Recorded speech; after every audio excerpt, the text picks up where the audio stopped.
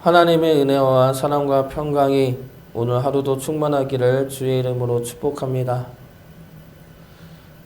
오늘 말씀은 드디어 하나님과 언약식을 치르는 내용의 말씀입니다.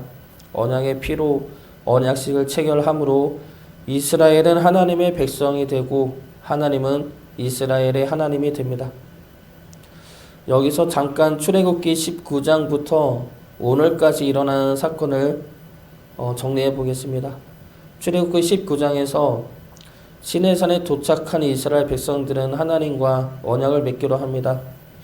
하나님은 모세를 불러 언약을 맺을 것이냐는 초청을 이스라엘 백성들에게 전하게 하고 모세는 산에서 내려와 하나님의 말씀을 전합니다. 이에 이스라엘 백성들이 모두 하나님 말씀을 행하겠다고 응답을 합니다. 그 말을 들은 모세는 다시 산에 올라갑니다. 이것이 모세의 2차 등정입니다. 두 번째로 시내산에 오른 모세는 하나님으로부터 말씀을 듣고 옵니다. 그 말씀이 20장부터 23장까지의 10계명을 포함한 언약법입니다. 이 법은 하나님의 백성답게 사는 법이죠. 그러나 이것은 아직 돌판에 새긴 법은 아닙니다. 하나님의 말씀으로 말씀하신 것이고 그 말씀을 들은 모세는 다시 산에 내려와 이스라엘 백성들에게 전합니다. 이에 이스라엘 백성들이 하나님의 말씀을 다 준행하겠다고 대답을 합니다. 이 말씀이 3절 말씀입니다. 3절 말씀 보겠습니다. 모세가 와서 여호와의 모든 말씀과 그의 모든 율례를 백성에게 전하매 그들이 한 소리로 응답하여 이르되 여호와께서 말씀하신 모든 것을 우리가 준행하리이다. 이 대답을 들은 모세는 다시 산에 올라갑니다. 이것이 모세의 3차 등정입니다.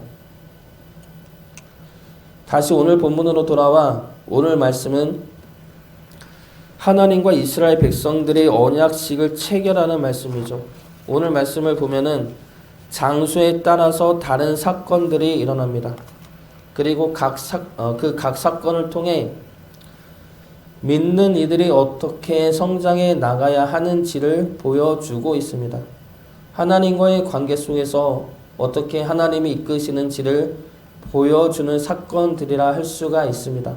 그리고 그 모든 사건들을 하나로 묶는 상징이 나오는데 그것이 바로 언약의 피입니다.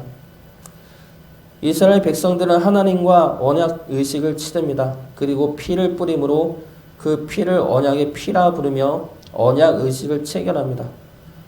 언약의 피는 중요하죠. 언약의 피는 신약에 와서 예수 그리스도를 의미합니다. 이 언약의 피가 오늘 말씀에 나오는 장소에 따라 어떠한 의미를 주고 있는지 말씀을 통해 살펴보도록 하겠습니다. 먼저 이스라엘 백성들은 산 멀리에서 경배합니다. 1절 말씀 보겠습니다.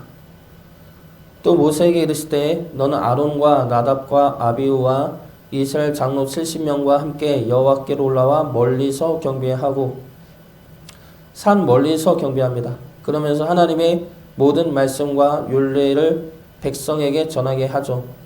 20장부터 23장까지의 10계명과 언약법을 이야기합니다. 그러자 백성이 다 준행한다고 응답합니다.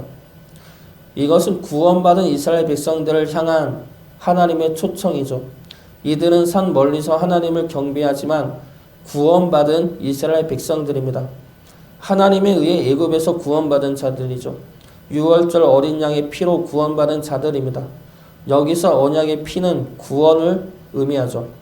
하나님은 우리를 구원하셨습니다. 하나님의 손으로 하나님의 사랑하심으로 우리를 구원하셨습니다. 그러므로 하나님께 경배할 수 있는 자로 삼으셨습니다. 그러나 하나님의 말씀을 행하는 자는 아니죠. 하나님의 말씀대로 사는 자는 아닙니다. 그러므로 이들은 산 멀리서까지 밖에 올 수가 없습니다. 산 멀리에서 하나님께로 더 나아가기 위해서는 결단이 필요하죠. 무슨 결단입니까? 하나님의 말씀대로 살기를 결단하는 것입니다. 이것이 3절에 나오는 이스라엘 백성들의 대답입니다. 하나님의 말씀대로 행하겠다는 고백과 결단이죠. 하나님의 백성으로 살겠다는 결단입니다. 그 결단으로 인해 우리는 산 멀리서 더 나아가게 됩니다. 그것이 두 번째 장소인 산 아래입니다. 4절 말씀 보겠습니다. 모세가 여호와의 모든 말씀을 기록하고 이른 아침에 일어나 산 아래에 제단을 쌓고 이스라엘 12지파대로 12기둥을 세우고 산 멀리서 경배하던 자들이 이제 산 아래에 이릅니다. 거기서 무엇을 합니까? 제단을 쌓고 번제와 화목제를 드립니다.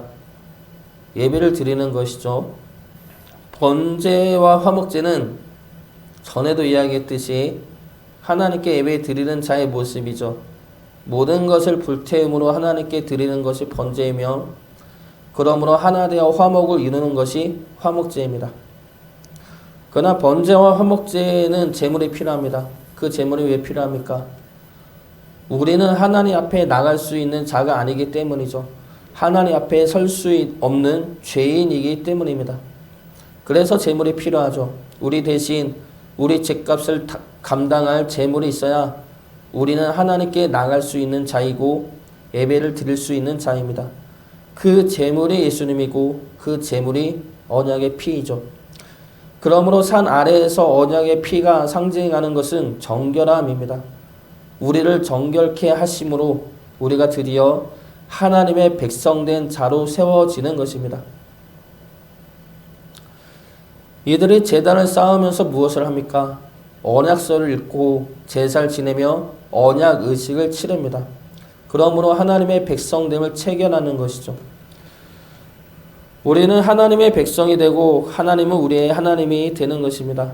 그러므로 우리가 하나님께 예배 드릴 수 있는 자가 되고 하나님은 우리 예배 가운데 거하시는 하나님이 되시는 것입니다.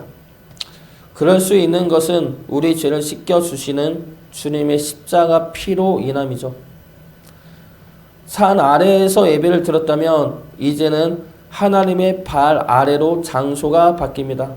그러나 그곳에는 선택받은 자들만 갈 수가 있습니다. 모세와 아론과 나답과 아비후와 이스라엘 장로 70인만 갈 수가 있죠. 이들은 지도자들입니다. 모세는 출애굽을 이끈 지도자이고 아론과 그의 아들 나답과 아비후는 제사장입니다. 이스라엘 장로 70인은 각 12지파의 지도자들이죠. 이들의 역할은 무엇입니까? 하나님과 백성들 사이를 잇는 자입니다. 하나님과 백성들 사이를 연결시켜주고 화목을 이루게 하는 자들입니다. 하나님의 영으로 백성들의 짐을 담당하고 그들의 하나님의 백성으로 세워지도록 이끄는 자들입니다. 민수기 11장 16절과 17절 말씀입니다. 여호와께서 모세에게 이르시되 이스라엘 노인 중에 내가 알기로 백성의 장로와 지도자가 될 만한 자 70명을 모아 내게 데리고 와 회막에 이르러 거기서 너와 함께 서게 하라. 내가 강림하여 거기서 너와 말하고 내게 임한 영을 그들에게도 임하게 하리니 그들이 너와 함께 백성의 짐을 담당하고 너 혼자 담당하지 아니하리라. 이들은 하나님의 택함 받은 자들로 하나님과 하나님의 백성 사이에서 서로를 잇고 연결하며 하나님의 백성으로 세워져 가도록 지도하는 자들입니다. 그런 택함을 받은 이들은 하나님의 발 아래에서 어떤 일을 합니까? 하나님을 뵙고 먹고 마십니다. 11절 말씀 보겠습니다. 하나님이 이스라엘 자손들의 존귀한 자들에게 손을 대지 아니하셨고 그들은 하나님을 뵙고 먹고 마셨더라. 하나님을 뵙지는 못했죠. 발 아래만 보았을 뿐이고 그 모습마저 하나님이 보여주신 모습이지 하나님의 실체는 아닙니다. 하나님의 형상은 없죠. 그럼에도 불구하고 하나님의 발 아래는 청옥을 편듯한 청명한 하늘이라 표현합니다. 너무나 아름답고 황홀한 모습이죠. 그 아래에서 그 하나님의 발 밑에서 먹고 마십니다. 하나님 앞에서 먹고 마신다는 것은 잔치입니다. 축제이죠. 하나님과 더불어 먹고 마심은 기쁨과 평안이 충만한 잔치 자리입니다. 요한계시록 3장 20절 말씀입니다. 볼지어다 내가 문 밖에 서서 두드리노니 누구든지 내 음성을 듣고 문을 열면 내가 그에게로 들어가 그와 더불어 먹고 그는 나와 더불어 먹으리라. 지도자들은 하나님의 사명을 감당하는 자들입니다. 하나님의 사명을 감당하기란 힘들고 어려운 일이죠. 그러나 그 사명을 감당하는 것은 하나님과 더불어 먹고 마실 수 있는 자리입니다. 주님과 함께하는 기쁨의 자리이죠. 하나님과 화목을 이루고 하나 되어 기쁨과 평안으로 가득한 복된 자리입니다. 여기서 언약의 피는 막힌 담을 허물어 하나 되게 하는 주님의 피이죠. 하나님은 이스라엘 백성들을 구원하셨습니다. 구원받은 백성들은 산 멀리서 하나님을 경배할 수 있습니다.